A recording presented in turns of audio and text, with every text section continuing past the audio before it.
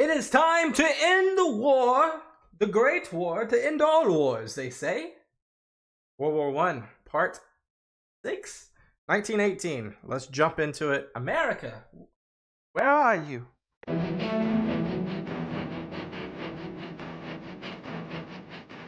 I'm on Russia. 1918. After 3.5 years of war, the Allies are in crisis. Russia has been rocked by revolution, and its new Bolshevik government has signed an armistice with the Central Powers. Thousands of German troops will be freed up to fight on the Western Front, where the carnage of trench warfare has already claimed more than 1 million lives. But Germany is also desperate. Britain's long naval blockade has led to shortages and social unrest at home, while America's entry into the war brings fresh manpower and vast resources to the Allied cause. Germany faces inevitable defeat unless it can win a quick victory on the Western Front. Real quick question though. The blockade that Britain is doing to Germany, where is Germany importing from at this point? Because if anyone's on the Ally side, they're definitely not sending stuff to Germany. That would make no sense. So like, where are they getting their stuff from? South America? Mexico? I don't know. That's a toughie.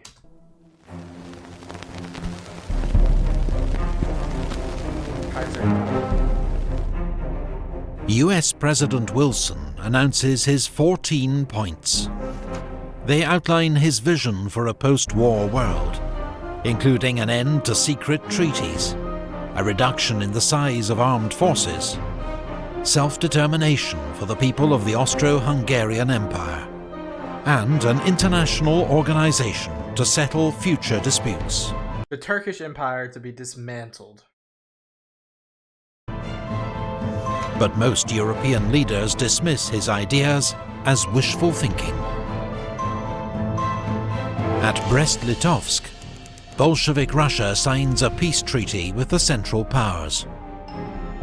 Russia gives up vast amounts of territory in exchange for peace. Dang. 500,000 German troops can now be redeployed from the east to the Western Front, where German General Erich Ludendorff plans an all-out, last-ditch offensive to win the war. Ludendorff's spring offensive catches the Allies off guard. German stormtroopers, using new infiltration tactics, help to overwhelm the British Fifth Army, which is soon in full retreat. The German advance threatens to split the British and French armies, with disastrous consequences. Oh no, it could be like Dunkirk. So French General Ferdinand Foch is appointed Supreme Commander of Allied forces to coordinate strategy. Outside Amiens, British and Australian troops improvise a defence and finally halt the German advance. The German offensive switches to the north, targeting the Channel ports. But the British inflict heavy losses on the Germans and prevent a breakthrough.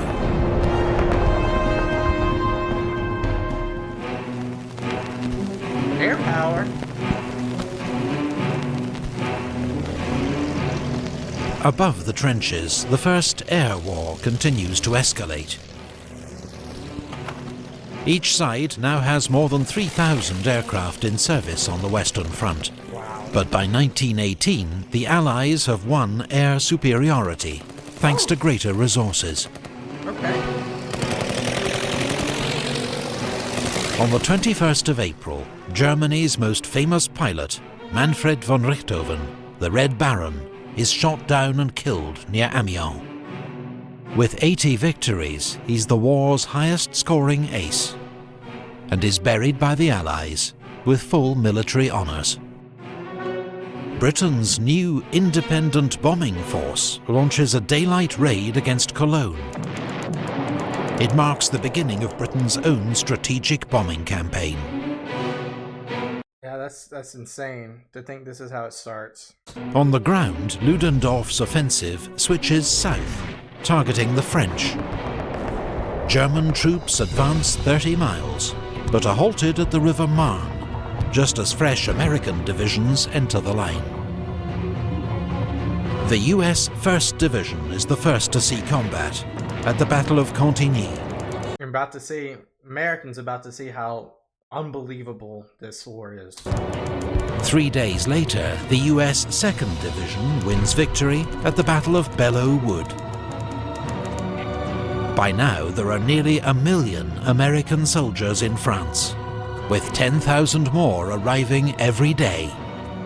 The 4th phase of the German offensive leads to a 9-mile advance, but is finally halted by a French counterattack. In Italy, Austria-Hungary launches an attack at Asiago and the Piave River to support Ludendorff's offensive in France. But it's repulsed with heavy losses, and morale amongst the Austro-Hungarian army collapses.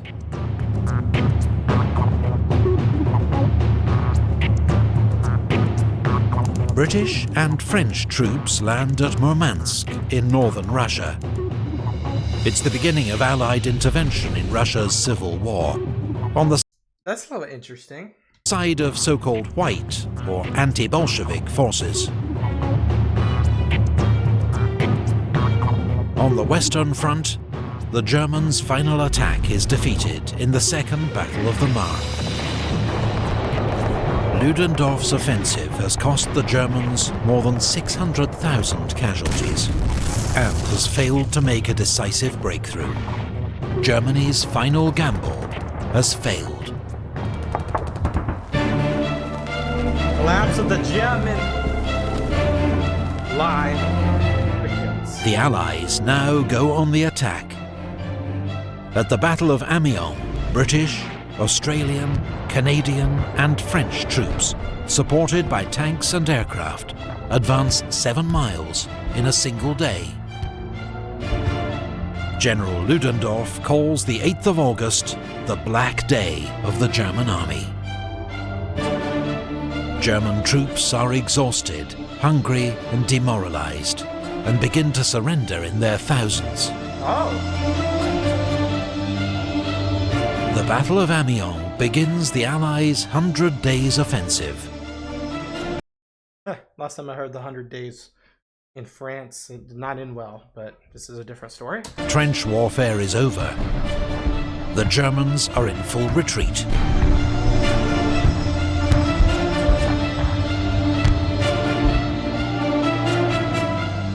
In the Balkans, a new Allied offensive at Dobropolje breaks through Bulgarian positions. The overstretched Bulgarian army collapses, and 2 weeks later, Bulgaria signs an armistice. Okay. In the Middle East, British-led forces defeat the Turks at the Battle of Megiddo, taking 25,000 prisoners. That's a big one. Allied troops soon occupy Damascus and Aleppo. Oh, it's the Levant stairs. Wow.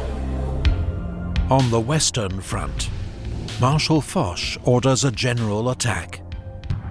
British, French and American armies reach the Hindenburg Line, a line of reinforced German defences, and break through.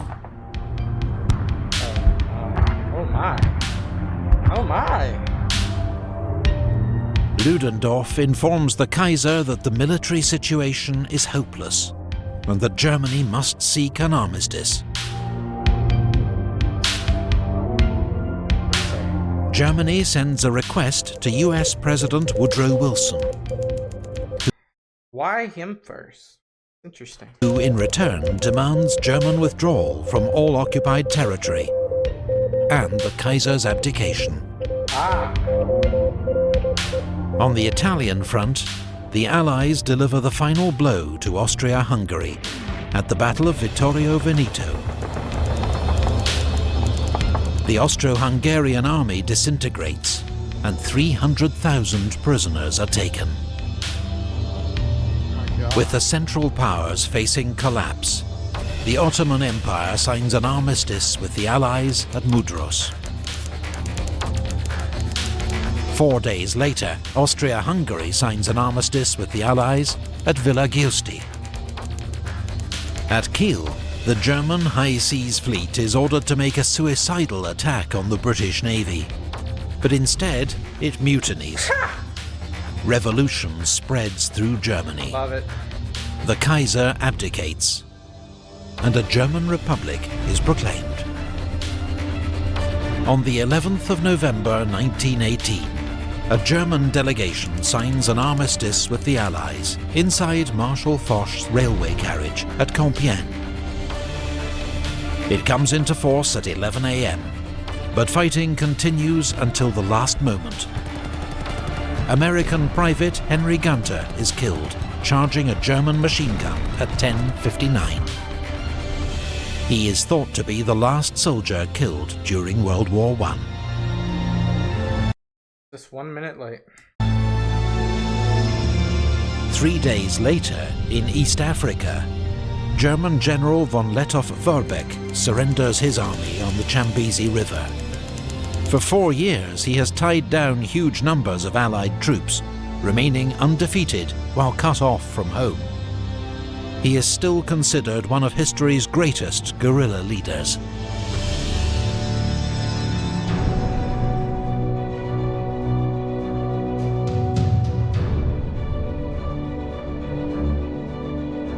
The Paris Peace Conference opens at the Palace of Versailles, just outside the French capital.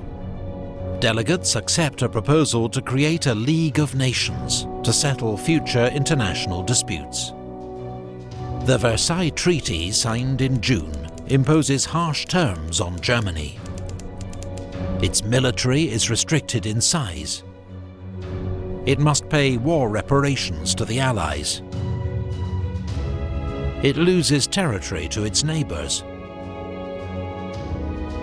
and its colonies are seized by the victors.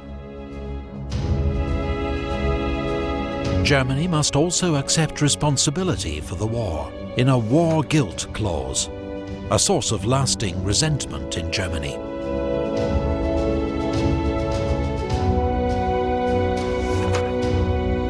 The boundaries of Europe are redrawn.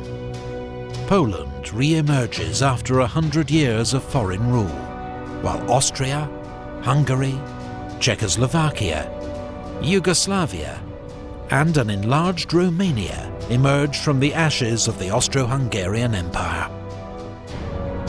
The Ottoman Empire is dismantled. New states, most under European control, are created in the Middle East. Here, as in Europe, the seeds of future conflict are sown. While in the Far East, former German possessions in China are handed to Japan, to China's outrage. Yeah, that's kind of weird, ain't it?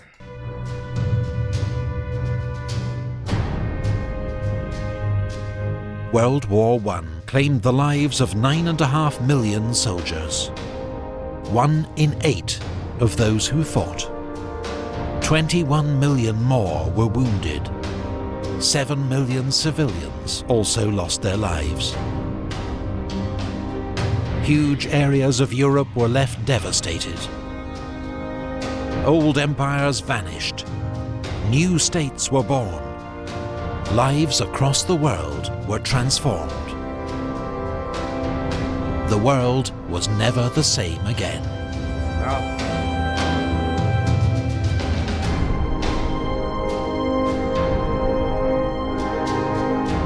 A lot of people say that things like this is necessary for history. Quite the opposite. This was such an unnecessary continuation of horror for 4.5 years. World War I, of course, parlayed into World War II, parlayed into the Cold War, parlayed into continuation. Wars always do that. But the loss of life and the impact was insane. What it did do, it did take down part of the German Empire, the Austrian-Hungarian Empire, the Ottoman Empire, leaving to it did bring forth more independence from states like Czechoslovakia, the Slavic states, Hungary, many Middle Eastern countries that arose, Armenia, Poland, the Baltics. So many things happened because of this, but 9.5 million people died in 4 years. And then, this is 1918, the Spanish flu is also going to attack right now. Not a good time. Whew, that was crazy. Interesting though. Very, very informative series by Epic History. Make sure you go subscribe to Epic History. I'm sure you guys are, but if you're not, go do it. I put a poll out the other day when it comes to our next series that we're going to do. As of right now, the Russian history is leading, so that's probably what we'll do unless things change. I'm pretty sure that's what's going to happen. Always, guys, 2 things. Leave video recommendations and comments down below. Also, check our description for our Discord server. I think you can also find it on our main channel page. Join our Discord. Conversate with me. Send your video suggestions there as well. I'll see you guys in the next one. Peace out. Bye-bye.